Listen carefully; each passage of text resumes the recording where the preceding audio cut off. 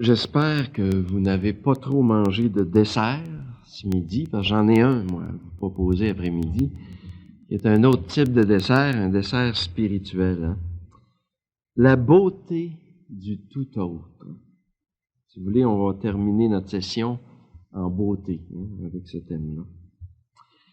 Nous autres, pauvres humains, nous ne savons pas à quel point la beauté de l'amour est grande. Blessés de toutes parts que nous sommes, chacun de nous.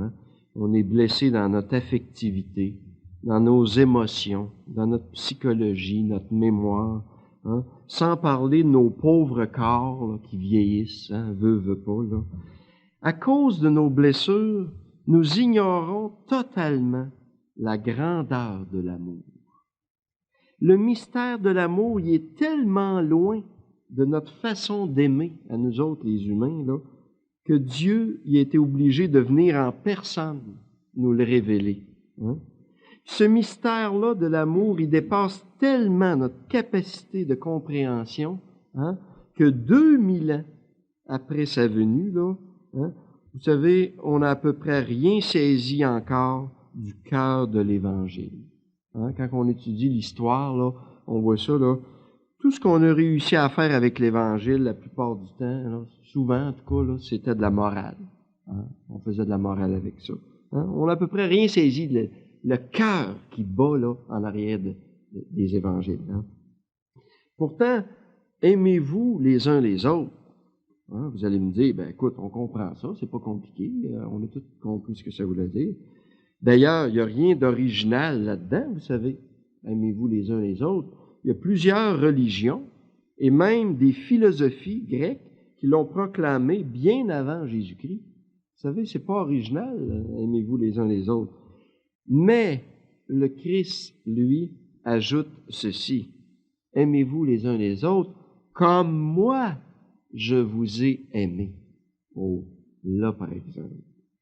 Là, par exemple. Comme moi, je vous ai aimé. Ça change tout. Comme moi, je vous ai aimé. Autrement dit, aimez-vous les uns les autres comme l'amour lui-même aime. Comme l'amour lui-même aime. Mais comment l'amour y aime-t-il, lui?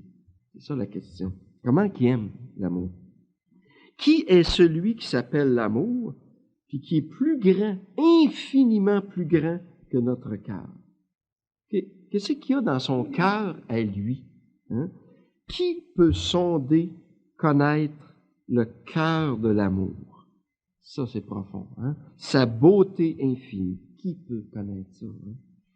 Oui, ce mystère est grand, très grand, infiniment grand.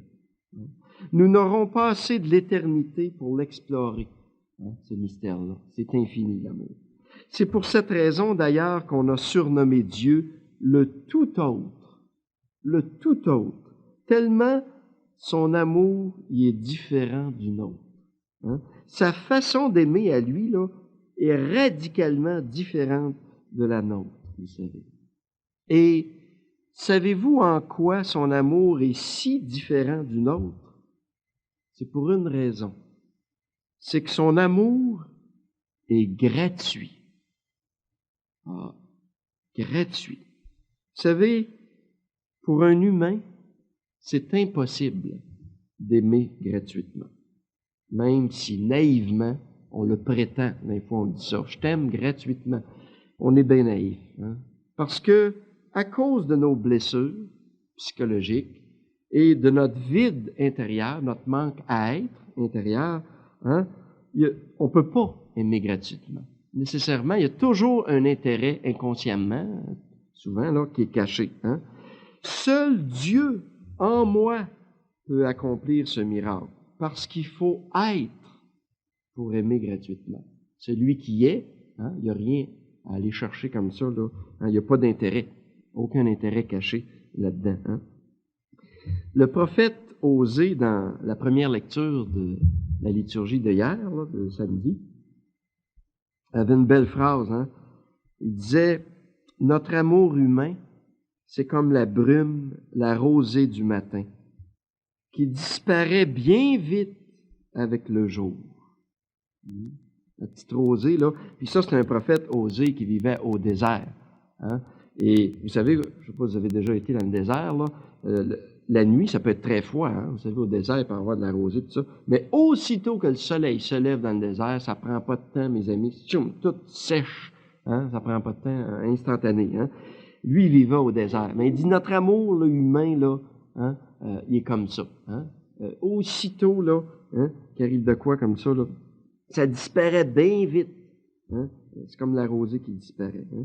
Notre amour est si fragile, si fragile. Hein? Une belle après-midi d'été qui fait le beau soleil là, dehors. Là. Tu t'en vas sur le Mont-Royal ici, là, tu t'accotes hein, après un arbre, là, bien à côté, puis les oiseaux chantent, puis mon Dieu, t'as le goût de chanter des alléluia, t'as le cœur rempli d'amour, hein, c'est le printemps, c'est l'été, là. Hein? Tu te lèves des fois, il y a certains jours comme ça, on est débordant d'amour. Hein? Puis à un moment donné, il y a une petite mouche qui arrive. Hein? Au début, c'est Alléluia Seigneur pour ta petite... Ma sœur la mouche, hein, comme disait François d'Assise, hein? Ma petite sœur la mouche, Alléluia pour ta petite mouche que tu as créée. Puis... Mais au bout de 10 minutes, elle n'a pas lâché. Elle t'aime beaucoup, ce mouche-là. Hein? Elle t'a pas lâché. Au bout de 10 minutes, là, c'est plus Alléluia. Tu as juste le goût de la tuer. Ça va-tu partir, cette mouche-là? Hein? Une mouche est capable de te vider le cœur en l'espace de 10 minutes. Hein? Vous voyez comment notre amour est fragile, vous autres? Hein? On est resplendissant de joie, là. Une petite mouche qui bourdonne, qui nous agace, là, au bout de 10 minutes, on est prêt on prend juste un affaire à la tuer, hein, cette mouche-là. La moindre petite contrariété, hein? Oh, dis-moi pas, il pleut encore dehors. Bon, ça y est. Hein? Un mot que quelqu'un nous dit, hein, qui fait pas notre affaire, un regard de travers, un silence, whoop, notre cœur se vide. Et qu'on est fragile. Et qu'on est fragile. Hein? Dieu, lui, il est stable dans son amour. Il est stable. Dieu aime gratuitement, avec une constance jamais prise en défaut, hein? Parce qu'il est le seul à être fidèle à lui-même. Hein? Il est le seul à être fidèle à lui-même, à son fond, à ce qu'il est. Il est branché perpétuellement à ce qu'il est. Hein? Il est ce qu'il est. C'est comme ça qu'il s'appelle d'ailleurs, hein? Yahweh. Il disait ça à Moïse. Hein? Je suis qui je suis. Hein? Il est le seul à être fidèle, à être lui-même finalement. Hein? C'est pour ça qu'il est stable dans l'amour. Hein? Et jamais son amour à Dieu n'est aussi gratuit que quand il fait miséricorde. Miséricorde. Là, il est gratuit. Hein? Ici, mes amis, là, nous touchons le cœur intime de son être avec la miséricorde. Sa sensibilité la plus profonde à Dieu. C'est là la beauté ultime de l'amour, sa miséricorde. C'est-à-dire cette capacité de prendre sur son dos la misère de l'autre, hein, puis d'en faire de l'amour. C'est ça la miséricorde. Prendre la misère de l'autre là, sur mon dos, puis je vais en faire de l'amour de cette affaire-là. D'ailleurs, la miséricorde, c'est le nom même de l'amour de Dieu. Donc, on se demande quel type d'amour il y a en Dieu. Ben, c'est ça, c'est la miséricorde. Hein, c'est la quintessence, si vous voulez, là, hein, du cœur de Dieu, de l'amour qu'il y a en Dieu, la miséricorde. Si vous voulez, cet après-midi, j'aimerais ça, moi, terminer avec vous autres cette session par une contemplation du tout autre. Une contemplation de la beauté sublime de cet être-là qui est l'amour à l'état pur. C'est quelque chose, l'amour à l'état pur. Hein? Contempler la beauté de Dieu, c'est prendre conscience qu'il est tellement amour, lui, qu'il ne cesse, lui, de découvrir le cœur de tous ceux et celles qu'il rencontre. Il est comme ça. Il est tellement amour que lui, là, aussitôt qu'il rencontre quelqu'un, choum, ça va direct au cœur. Hein? La beauté de Dieu, vous savez, c'est pas une beauté figée puis froide. Hein? Comme des fois, on imagine ça, nous autres, les humains, on s'imagine qu'au ciel, là, on va arriver au ciel, là, Dieu va être assis en haut sur son trône, à quelque part, là. Bon, il va être assis là, puis nous autres, on va être tous en rang, en bas, là, probablement, là. Puis là, Dieu va dire, bon, ben là, regardez-moi, hein, je suis beau, hein? Adorez-moi, là, regardez comme je suis beau. Hein? C'est pas une beauté figée comme ça, éternellement, imagine-toi. Hein? La beauté de Dieu, c'est pas comme ça. La beauté de Dieu, elle est vivante. Elle est vivante, comme tout ce qui touche Dieu. C'est sa miséricorde en action. C'est ça la première des beautés de Dieu. Sa miséricorde en action qui régénère les êtres qui sont écrasés, là, qui les recrée dans l'amour. C'est ça la beauté de Dieu. Jamais Dieu n'est aussi beau que quand il fait miséricorde aux êtres les plus perdus, les plus dépravés qui existent. Là, il est beau, notre Dieu. Jamais Dieu n'est aussi beau que quand il aime les cas désespérés. En tout cas, moi, ça me console beaucoup de savoir ça. Hein? Je ne sais pas vous autres, là. Moi, ça me console, hein, dans les cas désespérés. Hein? Les piresses, les êtres pleins de péchés, les êtres les plus blessés, les larrons, les publicains, les brebis perdues, les prostituées, les prodigues, amenez-moi là, dit Dieu. C'est ma spécialité, moi. Ceux que personne n'est capable d'aimer, là, parce qu'ils sont trop poqués, là, amenez-moi là. Moi, je vais les aimer. C'est ma spécialité, ça. La beauté, c'est là qui est beau. Sa beauté à Dieu, c'est sa capacité d'aimer ce qu'il y a de plus détestable, hein, avec les caractères les plus détestables. Là, amenez-moi là, dit Dieu. Les plus misérables, les êtres les plus pervertis en ce monde. Hein, et en un seul de ses regards, de donner vie à ce qu'il regarde. Je vous jure que les yeux de Dieu, c'est quelque chose. Un seul de ses regards, de son regard, là, il donne vie à ce qu'il regarde. Vous savez, bien au-delà du regard perçant de l'aigle. Vous savez, un aigle, là, hein, c'est l'animal qui voit le plus loin. Hein, ça perce, hein, il voit là. Le regard infini de l'amour est capable d'aller jusqu'à la moelle de l'être.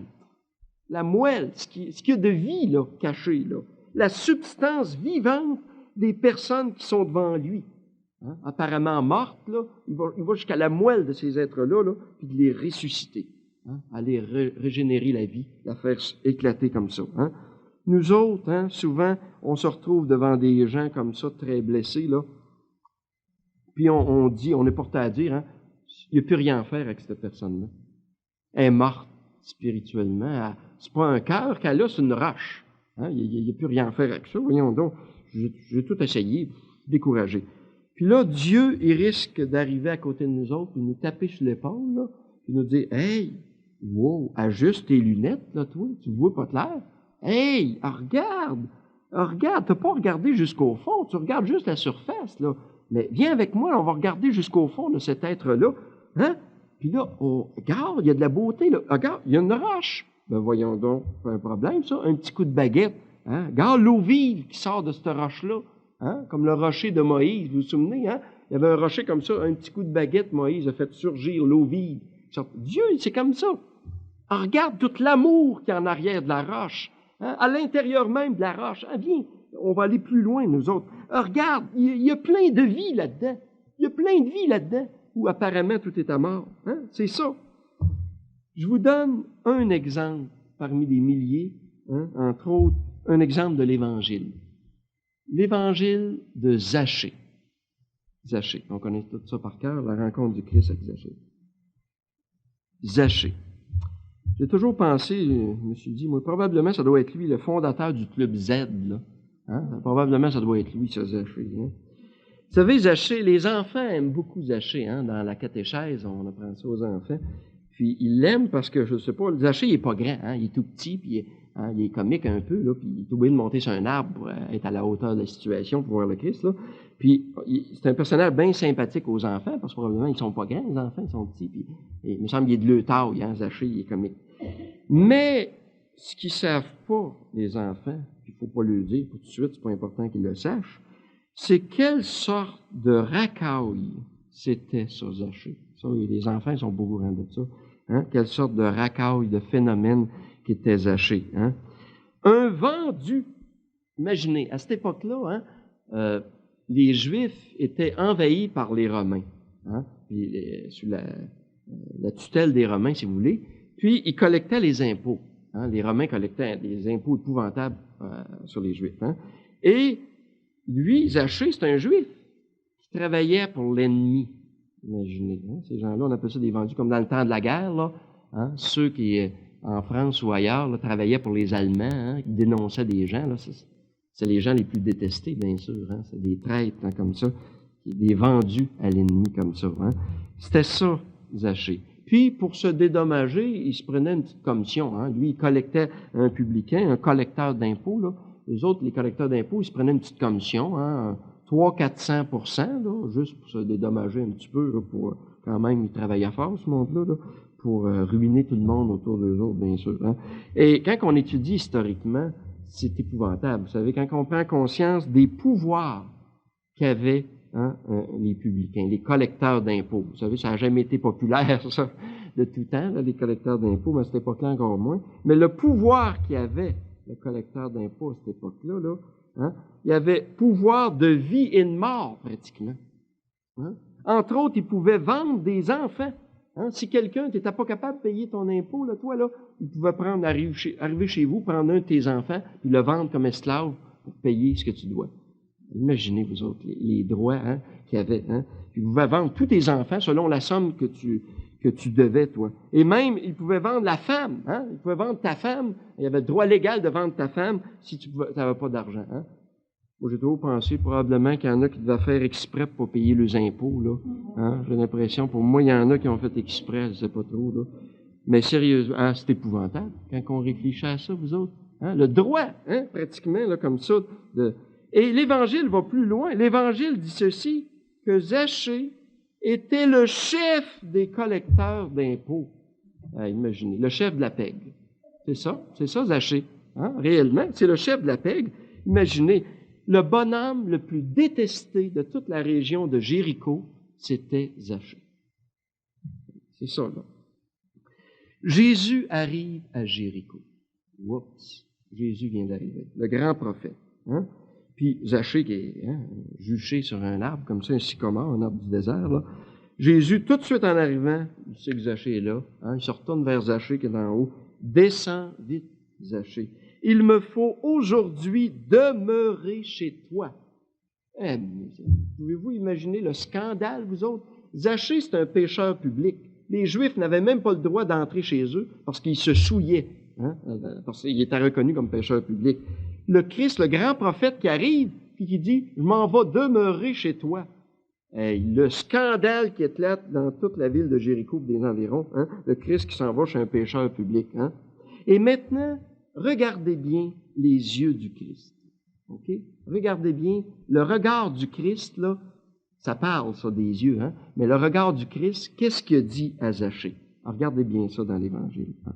Le regard du Christ, il dit ceci à Zachée, hein, en lui disant, je vais demeurer chez toi, là. Il dit, Zachée, hein, je sais que tu es l'être le plus détesté de la région, hein, mais moi, là, j'ai le goût d'être avec toi. Je t'aime. J'ai le goût d'aller demeurer chez toi. Zachée, tu te connais pas. Hein, tu te connais pas. Hein. Tu veux écraser tout le monde puis exploiter tout le monde pour essayer de te grandir, hein, parce que toi, tu es peut-être complexé parce que tu es petit, hein, puis tu vas essayer de prouver que tu es quelqu'un, hein, mais ça, c'est pas le vrai Zachée. Alors, regarde Zachée au fond de toi. Viens avec moi, là, puis regarde donc ce qu'il y a au fond, là. Tasse ça un peu, là. Oh! Alors, regarde la beauté qu'il y a dans le fond de ton être, Zachée. Ça, les yeux du Christ, ils disent tout ça à Zachée. Hein? Inconsciemment, comme ça transperce. Il dit, je vais te le montrer ta vraie grandeur, Zachée. Et là, au fond, là, ta vraie force. Regarde, Zachée, t'es généreux, Zachée. T'es beau, t'es bon. C'est ça que t'es dans le fond de ton être. C'est ça, le vrai Zachée. Eh, mes amis, jamais personne ne l'avait regardé comme ça, lui, avec des yeux comme ça. Zachée éclate de joie. Hein? J'ai le droit de vivre, moi aussi. Hein? Je suis un humain, moi aussi. Je suis beau. J'en ai de la bonté dans le cœur. J'en ai un cœur, moi aussi. J'ai le droit de vivre et de respirer. Hein? Seigneur, moi, je donne à partir d'aujourd'hui à moitié de toutes mes richesses, aux pauvres hein, de la région. Puis si jamais que j'ai volé qui que ce soit, n'importe qui que j'ai volé durant ma vie, je vais lui remettre 4 fois tout ce que je lui ai volé. C'est ça que Zachée répond au Christ. Et le Christ dit ceci. Aujourd'hui, le salut est entré dans cette maison. Hein? Parce que le Fils de l'homme, il n'est pas venu pour juger et condamner personne. Il est venu pour chercher et sauver ce qui était perdu. C'est pour ça qu'il est venu, le Fils de l'homme. Chercher et sauver ce qui était perdu. Les yeux de Dieu vous ont épais.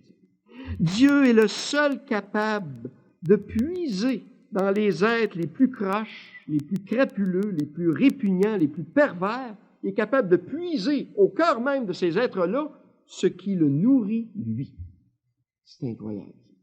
Capable d'aller chercher sa nourriture dans ces êtres-là, sans même qu'il le sache la plupart du temps. Hein? Il va chercher sa nourriture là, au cœur de leur cœur, sans même qu'il le sache. Tout est pur pour qui est pur, dit Isaac le Syrien. Méditerez cette phrase-là, il y a du stock là-dedans. Hein? Tout est pur pour qui est pur. Hein? Ça dépend de tes yeux. Tout dépend de tes yeux. C'est ça, les yeux de Dieu sont purs. Alors, il va chercher la pureté, il va la chercher. Hein? Mais l'inverse aussi est vrai. Tout est impur pour qui est impur. Hein? C'est ça la réalité. Hein? Si tes yeux, c'est ton regard. Si tes yeux sont impurs, tout est impur pour toi. Quelqu'un qui voit de l'impureté dans tous les sens, là je parle, qui voit de l'impureté partout, c'est ses yeux qui sont impurs. Parce que les yeux de Dieu, eux autres, ils ne voient que la beauté partout. Ils ne voient que la pureté. Hein? Parce que ses yeux, tout est pur pour qui est pur. Hein? Dieu, vous savez, c'est comme un petit enfant d'une couple de mois. Hein? C'est ça, comme un petit enfant là, que tu mets dans une orgie. Hein? Tu arrives dans une orgie où il y a plein de perversions autour. Là. Tu arrives, là, tu places un petit enfant là d'une couple de mois. Là. Cet enfant, lui, il est pur. Hein? Il va jouer avec ses pattes, il va s'amuser. Lui, tout ce qui se passe autour de perversion, hein, ça dérange absolument, ça change rien à ce qu'il est. Hein? C'est un exemple, bien sûr, matériel de ce qu'est Dieu. Tout est pur pour qui est pur. Hein? L'impureté ne peut pas entrer en lui parce qu'il est pur. Hein? Dieu est le seul qui peut trouver une joie sans fin en toi. Au cœur même de ce que tu as de moins beau en toi, de tes fautes les plus sales que tu as fait dans ta vie. Hein? Son amour à Dieu est si intense qu'il le rend capable de découvrir ou de créer en toi la beauté qui le nourrit.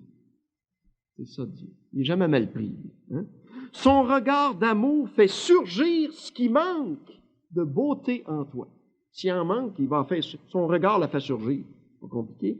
Exactement comme la chaleur du soleil, là, le beau soleil d'aujourd'hui, la chaleur du soleil là, qui donne vie à tout. Hein? Il y a juste à être là, le soleil, puis il donne vie à tout. Hein? S'il n'était pas là, hein, on mourrait, ça ne prendrait pas de temps, je vous jure. Hein? Son regard d'amour à Dieu fait naître l'impossible en toi. Parce que à tes yeux humains, là, c'est impossible. Là. Lui, un seul regard, il le fait naître, l'impossible. Hein? Dieu, vous savez, n'est jamais mal pris. Hein? Jamais il est mal pris. Ce qui manque, son amour le crée d'un seul regard, instantané. Pas compliqué avec lui. Hein? Ce qui manque, lui, moi, là, si demain matin, je décide, Alain Dumont, là, je veux chauffer des autobus, bien, ça va être compliqué. Je n'ai pas de permis, il va falloir que j'aille suivre des cours, puis essayer de conduire ça durant des semaines, là, m'ajuster, stationner un autobus, là, c'est du sport, puis au bout de toutes mes peines, je vais réussir à avoir mon permis, puis là, il va falloir que je me loue un autobus. Si je veux chauffer un autobus, c'est compliqué hein, pour moi. Avez-vous déjà vu un enfant, vous autres, qui se lève le matin, là, qui a décidé, lui, de chauffer un autobus? Je vous jure que c'est moins compliqué, lui, son affaire. Lui, là, la première boîte en carton qu'il va trouver sur son passage, il a son autobus. Pas compliqué. Il s'assit dans la boîte, puis là, il chauffe l'autobus. Brrr, il s'en va. Puis essaye pas de faire à quoi, c'est pas un autobus, ça, là. Hey, paye ton ticket, tu vas embarquer, là, toi, puis, hein? Il s'en va avec son autobus, toi, puis, hein? Il est convaincu. Vous voyez, c'est ça, un enfant. L'enfant, il crée dans l'imaginaire, comme ça. Hein? Lui, avec une boîte en carton, hein, il peut se faire un autobus, puis il a du fun durant des heures avec ça, comme si c'était un vrai autobus. L'enfant, il fait ça dans l'imaginaire. Mais Dieu, lui, il fait ça dans le réel. Imaginez. Son amour crée ce qui manque. Dieu, il est comme ça, lui. Hein? Il arrive dans un humain, lui, puis il regarde dans l'humain. Oh, il y a de la mort ici. Ben, écoute, on va faire de la vie. Ben, voyons, la mort, c'était fait pour faire de la vie, ça. C'est ça qu'il faut faire avec la mort. Bon, on fait de la vie. Il arrive d'un autre humain. Oh, il y a de la laideur ici. Bon, on va faire de la beauté. Voyons donc, avec la laideur, c'est ça qu'il faut faire. Hein? On va faire de la beauté, pas de problème. Hein? C'est ça qu'il faut faire. C'est là qui est beau, notre Dieu, quand il fait ça. Ses réflexes d'amour, spontanés, lui, il arrive à quelque part, puis c'est tout de suite, il se met à travailler. Lui, aussitôt qu'il arrive à quelque part d'un cœur humain, il se met à travailler, puis on fait de l'amour avec ça. Voyons donc, c'est ça qu'il faut faire. C'est ça le plaisir, la joie de Dieu. Ça me rappelle un très beau texte d'Ézéchiel 47, que vous connaissez sûrement, au sujet de la fameuse, une vision d'Ézéchiel, où une petite source là, qui sort du temple, la source qui sort du temple, là, qui devient un petit ruisseau, qui s'élargit tranquillement, une rivière, puis un fleuve, qui envahit le désert, puis sous son passage, là, tout reprend vie, le désert refleurit, puis reverdit là, par cette source-là. Puis il y a une phrase qui dit ceci, qui s'applique bien au regard de Dieu. Cette eau assainit tout ce qu'elle pénètre, et la vie surgit en tout lieu où elle arrive. C'est ça, le regard limpide de Dieu. Son regard assainit. Il rend saint, il rend pur tout ce qu'il pénètre. Et la vie surgit en tout lieu où il se pose. Son regard. Aussitôt que Dieu regarde à quelque part, la vie surgit de là. Lui, il est de même. Aussitôt qu'il regarde à quelque part, c'est de la vie qui surgit. Il va en chercher la vie. Il en sort des ténèbres. Il en sort du néant, la vie, avec son regard. Son regard rend saint tout ce qu'il pénètre. Tout est pur pour qui est pur. Tout est pur pour qui est pur. La pureté de son regard rend pur tout ce qu'il regarde. Imagine. Toi. Son regard à Dieu, là, t'élève, toi, à la dignité de celui qui regarde. Quand Dieu te regarde, là, tu es élevé à la dignité de celui qui te regarde. C'est pas n'importe quoi, ça, là, C'est ça que t'arrives quand Dieu te regarde. Tu es élevé à la dignité de celui qui te regarde. C'est pour ça, les temps de silence que je propose, moi, là. C'est juste pour ça, du temps pour se laisser regarder. Se laisser regarder, puis se laisser élever dans l'amour par Dieu, qui vient nous chercher au plus profond de notre souffrance, notre désert, là, qui nous relève tranquillement comme ça. Du temps, beaucoup de temps de silence à tous les jours pour me laisser regarder par les yeux de Dieu. Même si je sens rien pour tout de suite, c'est pas important. C'est au-delà du senti, puis des émotions, puis des vibrations, puis des feelings, ça. L'amour à l'état pur, c'est bien plus profond que tout ça. C'est ça la beauté bouleversante de notre Dieu, mes amis. Cette capacité d'absorber en lui, comme une éponge, on dirait, là, tout le mal. On dirait que lui arrive, là, puis absorbe tout le mal. Aussitôt qu'il y a du mal à quelque part, il l'absorbe en lui, là, puis d'en faire du bien. Il en soigne de l'amour après ça. Il absorbe ça, là, puis il en sort de l'amour. D'absorber le mauvais en nous, puis d'en faire du bon. Comme je disais tantôt. Il arrive dans les êtres humains, là, il y a de la guerre ici, il y a des conflits, il y a de la chicane dans ce cœur-là. On va faire de la paix. Voyons donc, avec la guerre. La guerre, c'était faite pour faire de la paix. C'est ça qu'on fait avec la guerre, de la paix. Il y a du désespoir dans ce cœur-là, le goût de suicide. Bon, attends un peu, toi, je vais faire de la foi, moi, avec ça. Il prend ça, là, puis il fait de la foi, lui. Il y a de la haine ici, on va faire de la tendresse. Il y a de la violence, on va faire de la douceur, nous autres, avec ça. Il y a du péché, on va faire de la grâce avec ça. C'est ça, la beauté vivante de notre Dieu, ses réflexes spontanés d'amour. C'est ça, c'est là qu'il est beau, notre Dieu. Et on peut se poser la question, comment, au juste, il fait tout ça? Comment il fait tout ça, notre Dieu?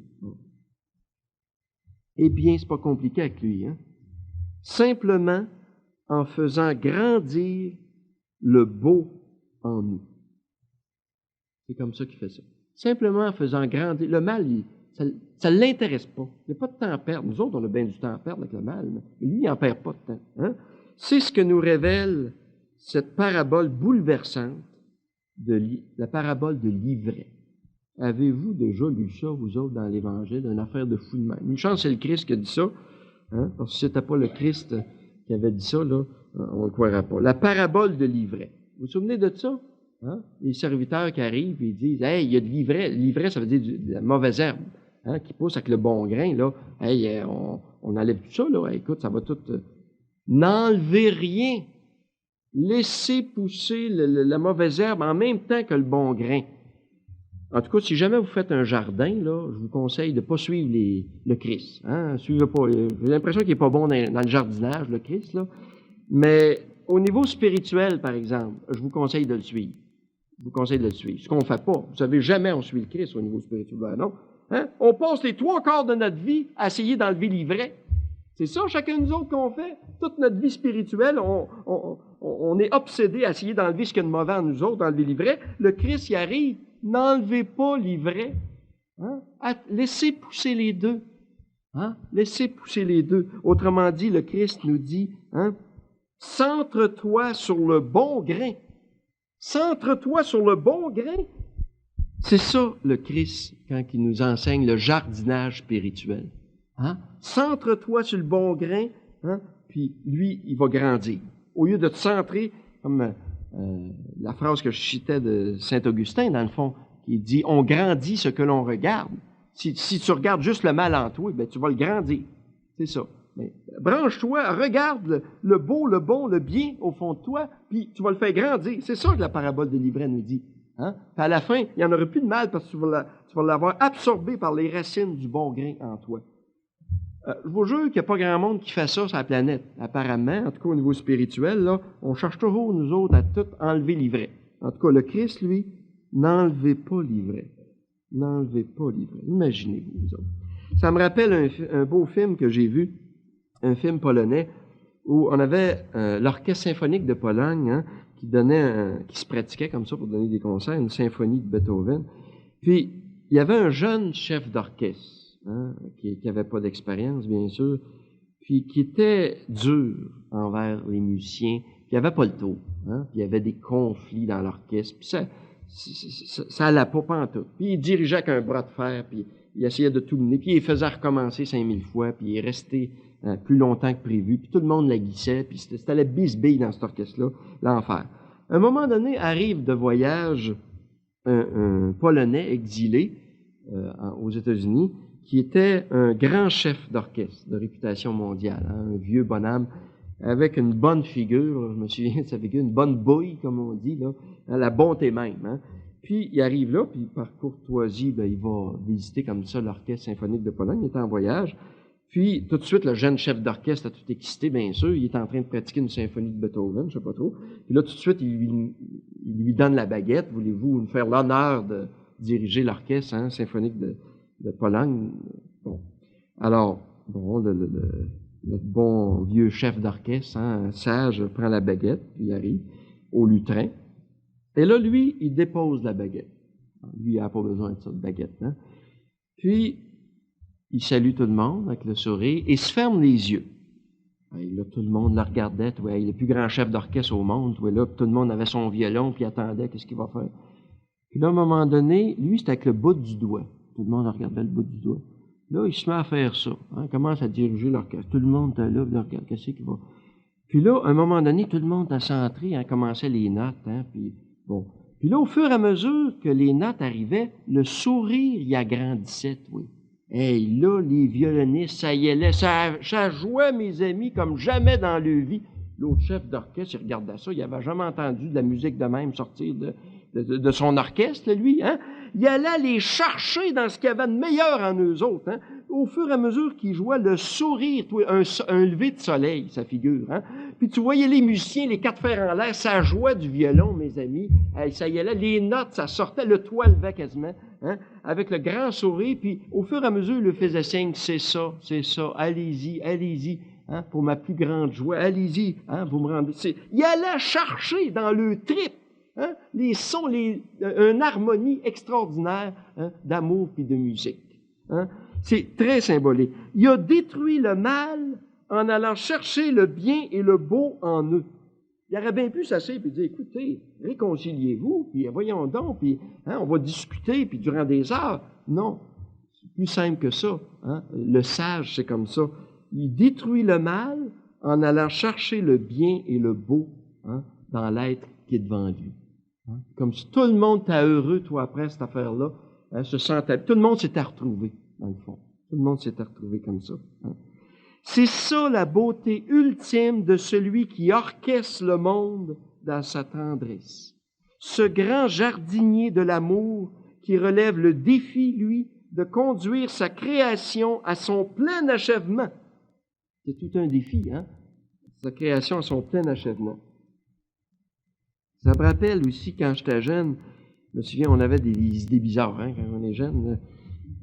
À un moment donné, on était une gang de jeunes ensemble, puis on se demandait, nous autres, c'était pas tout à fait les mêmes questions, les mêmes dialogues qu'aujourd'hui, les jeunes d'aujourd'hui, là.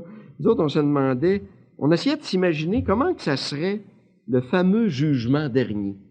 Hein? On essayait de s'imaginer ça. Puis nous autres, savez-vous comment on s'imaginait ça? Il y en a peut-être ici qui ont imaginé la même chose, là. Nous autres, on se disait, le jugement dernier, pour moi, ça va être ça, là. C'est qu'il va y avoir une grande salle, hein? Toute l'humanité va être là, ça va prendre un grand local, là. Puis en avant, il va y avoir un écran géant. Hein? Un gros écran géant, là. Bon. Là, tout le monde va regarder ça, là. Puis, savez-vous quoi? À tour de rôle, chacun notre tour, toute notre vie va défiler sur l'écran. Mais là, je dis bien tout. Hein? Tout au complet. Tout ce qu'on a caché, là, que personne ne sait, ça va tout passer, ça, sur l'écran. Puis là, tout le monde va regarder ça. Puis là, nous autres, on va venir rouge comme une tomate, bien sûr. Là. Puis ça va être notre punition. Hein? Ça va être notre purgatoire. Ça, là, on va être rouge comme une tomate. Hey, on va avoir honte, là. Tout va passer sur l'écran. Là, tout le monde va savoir tout ce qui est arrivé, hein, dans notre vie. Hein? C'est ça. Je ne sais pas s'il y en a qui ont déjà imaginé ça de cette façon-là. Hein? Eh bien, je vous dis cet après-midi, au contraire, hein, comme je vous disais, je suis allé au ciel. Là, je le sais, là, ce qui va se passer, je vais vous le dire. Là, hein? Savez-vous ce qui va arriver au ciel? Savez-vous ce qui va arriver? Au contraire. Au ciel, j'irai moi-même, chercher dans ma vie, là, les pires fautes que j'ai faites. Les pires gaffes, là, je vais aller chercher ça dans ma vie. Puis là, je vais arriver devant toute l'humanité comme ça, là, en portant ça comme des trophées. Hein? Puis je vais arriver devant l'humanité. Regardez, vous autres, tout le mal que j'ai pu faire. Regardez, mais surtout, regardez jusqu'où notre Dieu est capable, jusqu'où il m'a aimé, moi. Il m'a aimé jusqu'à me pardonner tout ça, toutes ces gaffes-là que j'ai faites. Puis l'autre à côté va regarder ça, va dire, c'est rien ça, attends un peu que j'ai cherché les miennes, toi. Ça va être un concours au ciel. Qui sait qui n'aura pas cherché les pires affaires qu'il n'aura pas faites, pas pour montrer le mal en soi, puis dire, regardez le mal. Ben non, pour regarder jusqu'où l'amour est capable de pardonner, comment il est grand le cœur de notre Dieu, comment l'amour c'est infini, comment la miséricorde ça n'a pas de bout, jusqu'où il est capable. Ça va être un concours. Qui c'est qui n'arrivera pas pour montrer là, la pire affaire, pour révéler à l'humanité la grandeur du cœur de notre Père. Ah, regardez, notre Père, est-tu capable d'aimer, lui? Hein? Ça se peut-tu aimer comme ça? Bien, c'est ça, mes amis. Regardez surtout ce qu'il a fait avec tout ce mal. Lui, il a pris tout ce mal dans ma vie, là, puis il a fait de l'amour avec ça. Imaginez, il y a juste le Dieu de l'impossible qui est capable de faire des affaires de même. Dieu, il est beau. Dieu, il est très beau. C'est le plus beau, vous savez. Savez-vous pourquoi il est si beau que ça? C'est pour une raison. Parce qu'il aime. C'est pour ça qu'il est beau, Dieu. Parce qu'il aime. Vous savez, moi j'en suis convaincu, c'est la seule beauté qui existe. L'amour. Quelqu'un qui aime. Hein? Des fois, on voit une belle personne, là, hein, physiquement, des fois, là, un bel homme ou une belle femme, là, quelqu'un là, physiquement, puis on l'admire, hein? Puis on voit faire cette personne-là un geste d'orgueil, hein, de repli sur soi, là, puis déjà on dirait sa beauté pâlie. Hein? On la trouve moins belle, la personne. Déjà, on voit là, qu'elle est égoïste, centrée sur elle, là, puis hein, la beauté disparaît comme ça. Hein? Alors que moi, je peux vous dire, comme petit témoignage ici, comment à l'Arche de Jean Vanier, avec des déficients mentaux, puis physiques, hein, des handicapés mentaux, puis physiques, puis tout croche, hein, comment j'ai pu découvrir les plus belles personnes dans ma vie, là, au niveau de la beauté là, réelle, là, hein, c'est à l'Arche de Jean Vanier que j'ai vu. Je vous cite un exemple. Hein. Je travaillais dans les ateliers protégés qu'on appelait, là, hein, avec des personnes. Puis, dans mon atelier, il y avait un grand slave, je me souviens, hein, il s'appelait Étienne, un grand 6 pieds, puis la vie ne l'avait pas avantagé. Lui, il avait tout contre lui. Hein. Physiquement, il était vraiment laid. Il restait à peu près 2-3 dents dans la bouche. Il était tout croche. Il avait les cheveux toujours en broussard. Il se peignait avec un clou ou je sais pas quoi, là. En tout cas, bon. Tout croche. Un grand nono, là. Tu sais, tu le voyais vraiment, lui, là. Bon. Puis, dans le même atelier, à un moment donné, il y avait une petite fille mongole, là, qui travaillait dans le même atelier. Puis, ces deux-là, ils n'étaient pas capables de se sentir. À tous les jours, c'était à chicane. À tous les jours, ils se trouvaient le truc de tomber en chicane. Elle était pas grande. C'est deux extrêmes, on dirait, là. Ils tombaient en chicane tous les deux. Bon. Puis, à un moment donné, ils partent, ils vont dîner chez eux, puis ils reviennent l'après-midi. Puis, mon Étienne s'est emmené, lui, un biscuit au chocolat. Mais tout un biscuit, mes amis, une affaire, c'était à peu près grande même. Puis il était gourmand à part de ça. Puis lui, il travaillait, il apparaissait un peu, ça l'intéressait. Lui, c'est le biscuit qui l'intéressait. Fait qu'à tout moment, il m'achalait pour savoir l'heure du break. Hein? Il n'y avait pas de monde, puis il ne savait pas lire l'heure, là, tout ça. Puis à tout moment, il était là. L'heure, c'est quoi? Puis moi, je suis tanné, là. C'était à 3 heures le break. Puis il était à 1h10, puis il commençait à m'achaler, là. Fait que là, puis il montrait son biscuit. Il va être bon, toi, puis bon. À un moment donné, le break arrive. Bon, alors moi, je m'en vais d'une pièce de l'autre côté. J'entends un cri de mort, toi, hein? La petite fille mongole qui était en larmes, toi, qui criait tout en larmes, hein? Comme un petit enfant. Ces gens-là sont souvent comme des enfants. Puis j'arrive là en courant, mon Dieu, qu'est-ce qui se passe? Puis là, c'est que la petite fille, elle avait oublié, parce qu'elle amenait le petit collation, hein? Puis elle l'avait oublié dans l'autobus. Bon. Mais pour elle, c'était le drame de sa vie. Hein? Ils sont tellement sensibles, ces gens-là. Elle, c'était la catastrophe de sa vie. Elle avait oublié sa collation dans l'autobus, elle n'avait pas. Hein? Puis là, elle broyait à chaudes larmes, tout à gorge déployée, comme ça. Et là, j'ai vu quelque chose d'extrêmement beau que j'oublierai jamais de ma vie. J'ai vu partir mon grand slide d'Étienne, oui, comme un bon, là, partir, là, hein, arriver avec son gros biscuit au chocolat comme ça, là, puis d'y donner tout son biscuit au complet à cette petite fille-là. Et, puis je vois mon Étienne qui se revient, puis s'en vient vers moi, j'en revenais pas, parce que ça, c'était le feu puis l'eau. Le feu puis l'eau, là, je te jure, il aurait pu y donner un morceau, juste un morceau, il était assez gros, ce biscuit-là, hein? Il donnait tout son biscuit, puis je le vois, la face toute, il était concerné. Ça y faisait de quoi, là, qu'elle pleurait, là. Puis il revient, il s'en allait tout croche, je le vois, puis il me dit, oh, pas grave, on m'en amener un autre demain, hein? Pas plus grave que ça, hein? Mais je peux vous dire, il était beau, Étienne.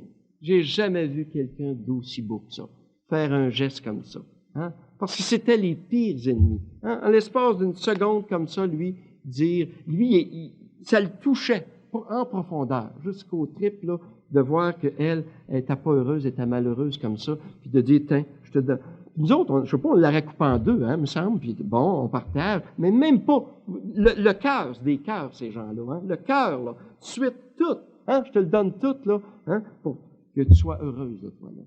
Aime, mes amis. Je vous jure que moi, j'ai vu c'était quoi la beauté. J'ai vu c'était quoi la beauté. Hein? Puis l'autre jour, je me demandais, j'ai dit peut-être, hein, parce qu'elle broyait à la gorge déployée, j'ai dit peut-être qu'il a tout donné de biscuits parce qu'il voulait il pluguer, je ne sais pas, moi, il est tatané de l'entendre, je sais pas, mais je suis sûr que c'est pas ça. Je suis sûr que c'est pas ça. Hein? Il voulait y boucher un coin. Non. D'après sa face, c'était pas ça. Jamais j'ai vu quelqu'un d'aussi beau que ça. Vous voyez, c'est ça la beauté. Hein? Et savez-vous pourquoi il était si beau que ça, Étienne? C'est parce qu'il ne savait pas qu'il était beau. Bizarre, hein? Il ne savait pas, lui. Lui, il ne sait pas ce qu'il a fait ce jour-là, là. Moi, là, ce que ça m'a fait à moi. Ce que j'ai appris, moi, la leçon que j'ai appris ce jour-là, de dire l'amour, c'est ça. Je viens de le voir, là, devant mes yeux, c'est à quoi de l'amour. Puis Alain, là, fais donc la même chose, toi aussi, avec tes ennemis, puis ceux que tu as de la misère à endurer. J'ai appris c'est à quoi, moi, l'amour, ce jour-là. Hein? Il était beau parce qu'il ne savait pas qu'il était beau. Hein? C'est pareil comme Dieu, vous savez. Hein? Dieu, pourquoi il est si beau? Parce qu'il ne sait pas. Hein? Allez pas y dire. D'un coup, il se met à se regarder dans les miroirs, là, lui, il va se trouver beau. Ben, hein? Hein? Sa beauté à Dieu, elle est pour nous. Elle n'est pas pour lui. Sa beauté, elle est pour nous, comme notre beauté à nous autres, hein? Et elle est pour les autres et pour Dieu. C'est ça la réalité. C'est pas pour nous autres, notre beauté, c'est pour les autres. Hein? Quand tu aimes, quand tu pardonnes à ton ennemi, Hein? Quand tu pardonnes à ta femme, à ton mari, à ton enfant, à ton parent, hein? Là, t'es beau, puis là, t'es belle. C'est là que t'es beau puis t'es belle. Hein? C'est ça la beauté de l'amour. Hein? Les autres qui te voient faire ça, des gestes de même, hein? Ça transfigure leur vie, ça. Hein? Et c'est lui, l'amour, qui m'invite finalement à découvrir que bien au-delà de mes fautes, de mes erreurs, de mes blessures, de mes gaffes, son regard à lui ne voit que son petit enfant qui le cherche, hein? Le fruit de son amour éternel, créé à son image puis pour l'éternité. C'est ça qu'il voit lui. Tel était, mes amis, le regard du Père sur son enfant prodigue. On est chanceux, c'est l'Évangile même d'aujourd'hui. Le regard du Père sur son enfant prodigue, à côté du regard accusateur du grand frère. Vous savez, le frère aîné, là, hein, il n'avait pas le même regard que le père, pas en tout, lui. Hein? Lui, dans le cadre de la porte, quand il voyait son frère, là, hein, lui, il faisait compte. Hey, écoute, ça n'a pas d'allure, hein? Il a tout flambé, lui, l'héritage. Il a couché avec des prostituées partout. Il a sali la réputation de la famille. Il faut qu'il paye pour ça. Ça n'a pas d'allure. Voyons donc. Hein? Puis le père, lui, tapait sur l'épaule, hein, du grand frère en lui disant, écoute, ajuste tes lunettes, change de paire de lunettes. Tu vois pas clair. Ah, regarde dans le fond du cœur de ton frère. Voyons donc. C'est l'amour qui cherchait à travers tout ça. Hein? Tu vois bien que c'est un assoiffé d'amour, ton frère. Hein? Il l'a cherché partout, à travers l'argent, à travers les prostituées. Hein? Puis le nombre des prostituées, hein, qu'il a pu coucher avec, ça t'indique bien la soif immense qu'il avait dans son cœur de l'amour. Il cherchait partout l'amour. Puis il regarde bien aussi toute la souffrance que ça lui a causée. Ça, tu le vois pas, hein? Tu penses qu'il y a eu juste du fun, là, toi. Ah, regarde toute la souffrance quand il se rendait compte que c'était pas l'argent qu'il voulait, puis c'était pas les prostituées qu'il voulait, puis c'était pas n'importe quoi qu'il voulait, c'est l'amour, mais il le trouvait pas. Ah, regarde la souffrance qu'il vivait. T'as jamais souffert comme ça, toi? Hein? Ah, regarde, au fond, c'est l'amour qu'il cherchait à travers tout ça. Tel est était le regard du Père sur son Fils comme ça, hein? Tel est le regard du Père sur chacune de nous, qui sommes très souvent des prodigues aux yeux des autres, puis ce qui est pire encore, à nos propres yeux, à nous autres. Vous savez, dans notre vie, on se juge, puis on se condamne, hein? On est des prodigues à nos yeux, puis souvent aux yeux des autres. Mais dites-vous bien ceci après-midi. Mais aux yeux de Dieu, nous serons toujours des prodiges. Ça, c'est très différent. Hein? Peut-être qu'on est des prodigues à nos yeux, pas aux yeux des autres, mais aux yeux de Dieu, on a toujours été, on l'est, puis on le sera toujours des prodiges de son amour. C'est ça qu'on est à ses yeux, à lui. Oui, telle est la beauté de notre Père, telle est la beauté de l'amour, hein, de notre Père à chacune d'entre nous, à nous tous, hein, qui sommes ses petits-enfants. C'est ça qu'on est, chacun de nous. Nous sommes tous ses petits-enfants.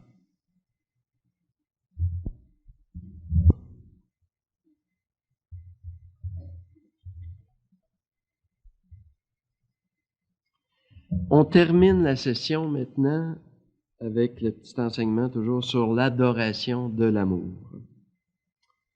Et je dirais qu'avec ce petit enseignement-là, je vous invite maintenant à redescendre de la montagne. Peux-tu l'allumer, s'il vous plaît? Est-ce que moi, j'en ai besoin?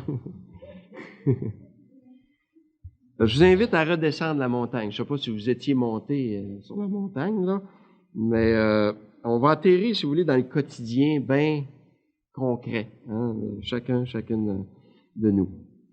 Plus un être humain s'enfonce dans l'adoration de l'amour, c'est bizarre, moins il ressent cet amour au niveau de ses sens habituels. Vous savez, comme on a l'habitude de ressentir, là, comme on dit, les feelings, les vibrations, les émotions, puis tout ce que vous voulez, là, ça qui est à la mode aujourd'hui, c'est là qu'on ressent habituellement les choses. Mais plus on s'enfonce au niveau spirituel, moins on ressent de choses à ce niveau-là. Hein? Et plusieurs s'en plaignent. Hein? Dans le silence, c'est toujours ça, la complainte qu'on entend. Hein? Je sens rien, il ne se passe rien. Je suis tanné de faire du silence, là, je sens plus rien, puis toutes ces choses-là. Hein? L'amour à l'état pur. Écoutez, c'est sérieux, là. L'amour à l'état pur. Dieu lui-même en personne échappe à nos instincts et à nos sens captateurs. Consumata disait, hein, Dieu, c'est si limpide, plus on le possède, moins on le sent. C'est bizarre. Plus il est là, il nous envahit, là, c'est le signe, moins on le sent. C'est pas au niveau des frissons, Dieu, là. Avec nos sens habituels, moins on le sent. Ainsi, nos sens extérieurs, eux aussi, sont invités à se taire et à pénétrer dans le silence profond. Une espèce de sevrage, je dirais, qui doit se faire avec nos sens extérieurs. C'est ça qui fait grandir notre désir profond. Et encore là, plusieurs affirment désirer Dieu depuis des années, puis rien ne se passe. Bien, ces personnes n'ont pas encore appris que leur désir lui-même était Dieu. Oh, c'est bizarre, ça. Leur désir, c'est ça la surprise. Dieu se cache dans notre désir, imaginez. Leur désir lui-même était Dieu. Le désir, c'est la soif qu'on a d'amour, tout ça. Autrement dit, que leur désir n'était pas une condition, un prérequis pour que Dieu les envahisse.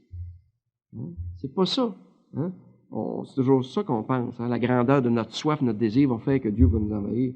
Mais plus profondément, c'est pas ça.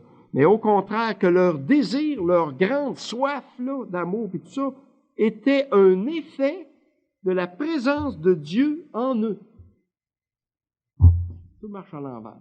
Plus tu as soif, plus tu désires l'amour, tu désires Dieu, plus ça veut dire qu'il est là. C'est bizarre, hein? Tu ne me chercherais pas si je ne t'avais déjà trouvé. Dit Dieu à Saint-Augustin, que lui-ci se plaignait comme nous autres de l'absence de Dieu, puis de le sentir, puis qu'il se passe de quoi.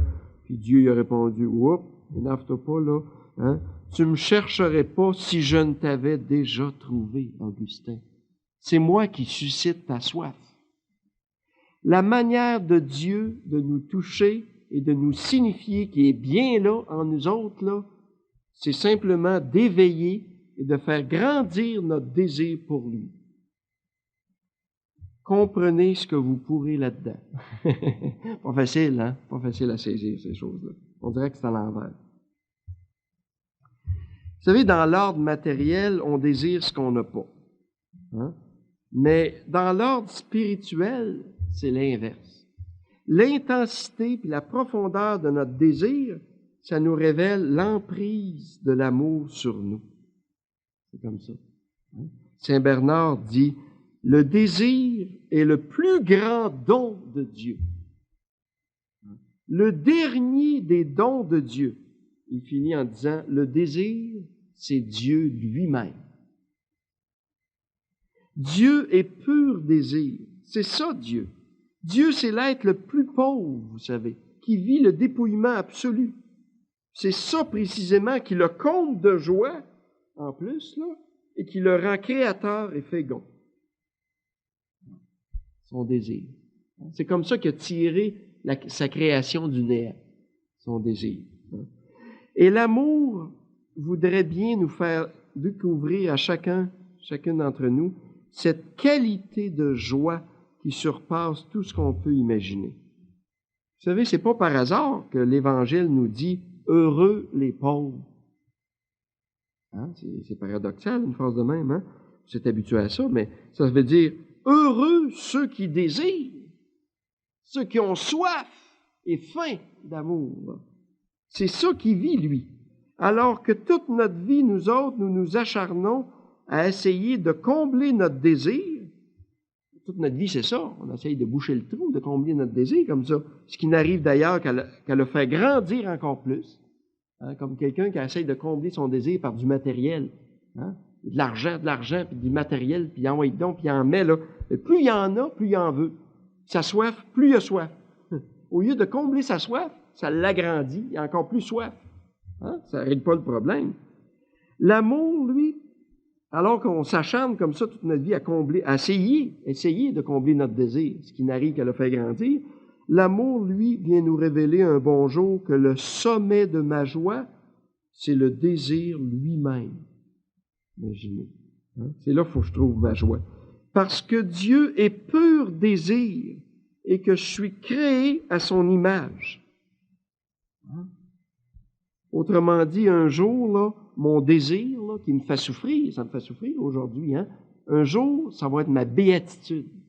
Ça va être ma joie la plus profonde, ça, mon désir. Hein? Ça va prendre toute une transfiguration, je vous jure. Et si notre désir, nous autres, il nous fait tant souffrir, pourquoi qu'il nous fait souffrir, notre désir? C'est que nous ne c'est pas que nous désirons beaucoup, mais c'est l'inverse. C'est plutôt parce que notre désir n'est pas encore assez grand. C'est pour ça qu'il est souffrant. Un petit peu comme une dent qui pousse. Hein? Vous savez, une dent qui pousse, pourtant c'est de la vie, ça. Hein? Mais ça fait mal.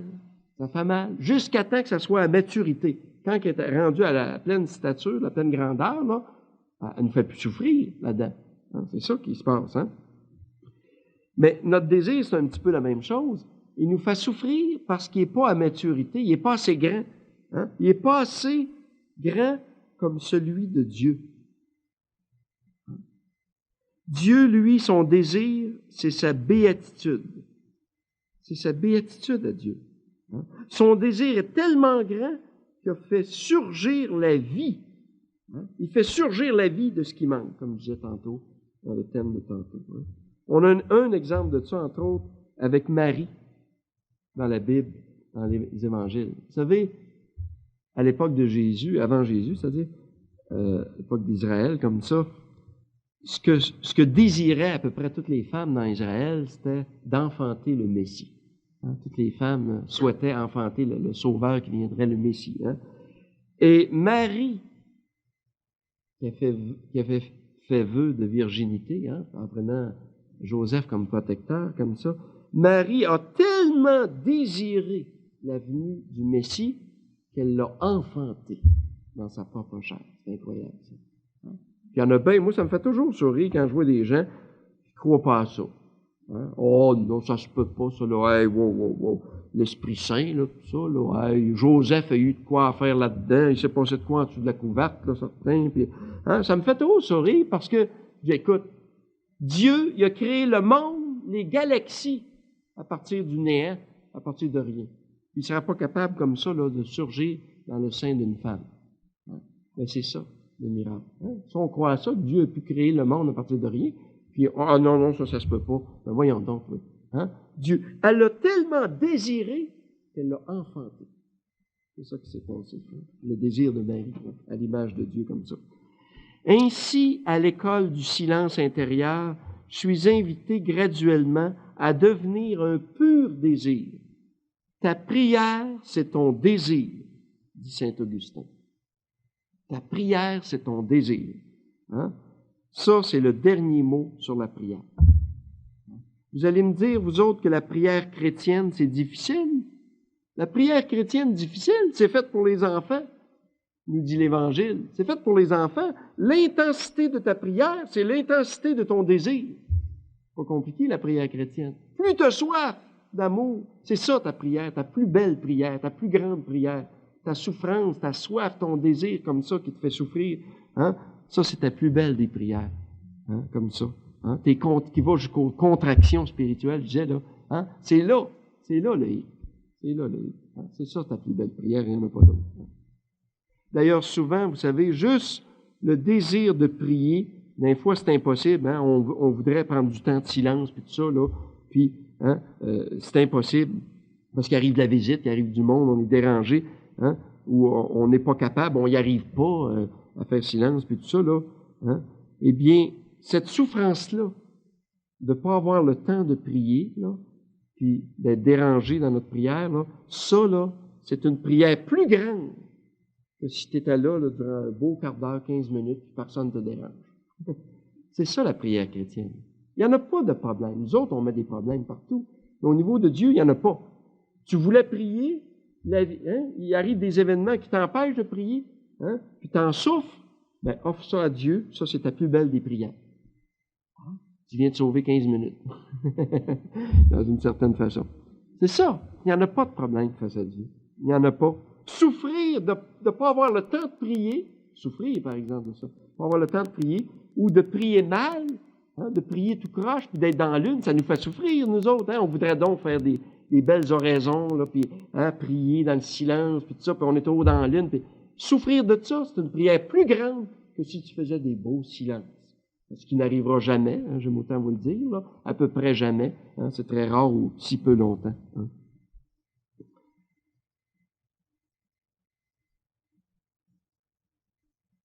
Et enfin, parce que le tout autre est le miroir de mon cœur, j'entendrai, hein, comme en écho dans mon cœur d'enfant, l'éternel refrain de l'amour. Dans le silence, je vais l'entendre. L'éternel refrain de l'amour. Hein. Aimez-vous. Aimez-vous. Oui, aimez-vous les uns les autres. Oui, aimez-vous. Comme je vous aime. Si vous saviez. Comme je vous aime.